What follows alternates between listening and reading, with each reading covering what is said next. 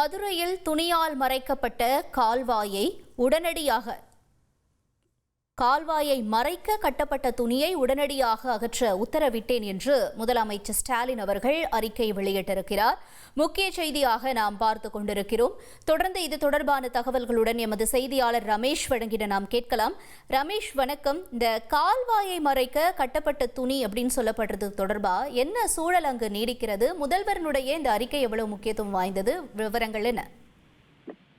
வணக்கம். முதலமைச்சர் மு.க.ஸ்டாலின் 2 நாளைக்கு முன்னாடி மதுரையில ரோட் ஷோ நிகழ்ச்சியில பங்கேற்றாரு. அப்ப பந்தல்குடி அப்படிங்கிற இடத்துல கால்வாயை மறைத்து துணியை கட்டியிருந்ததாக ஒரு சமூக வலைதளங்கள்லயும் ஒரு செய்தி வெளியாகி இருந்தது.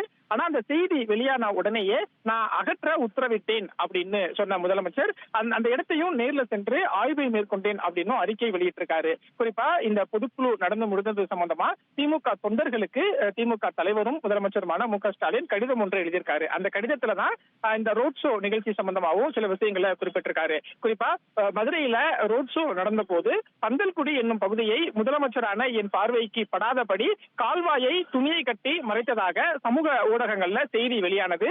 அந்த செய்தி சமூக வலைதளங்கள்ல வெளியாகி விமர்சன கருத்துகள் பதிவான நிலையில அந்த துணியை கட்டிய இடத்தை உடனடியாக அகற்ற உத்தரவிட்டேன்.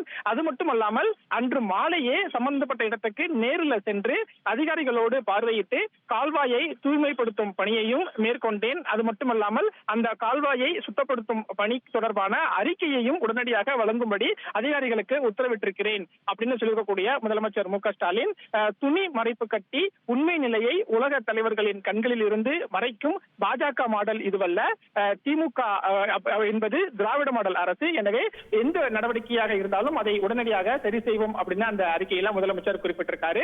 அதே மாதிரி மறைப்பை அகற்றி மறைக்கப்படுவதை கண்டறிந்து உடனடியாக முழுமையான தீர்வுக்கான வழி செய்யும் மாடல் என்பது பொதுமக்களுக்கு மட்டுமின்றி திமுகவை விமர்சிப்பதையே முழு நேர பகுதி நேர தொழிலாக கொண்டிருப்பவர்களுக்கும் புரிந்திருக்கும் அப்படின்னு முதலமைச்சர் அந்த அறிக்கையில சுட்டிக்காட்டியிருக்காரு.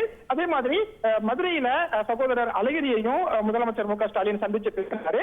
இந்த சந்திப்பின் போது சகோதரர் அழகிரியை நலம் விசாரித்தேன் அப்படின்னு அந்த அறிக்கையில முதலமைச்சர் சுட்டிக்காட்டியிருக்காரு.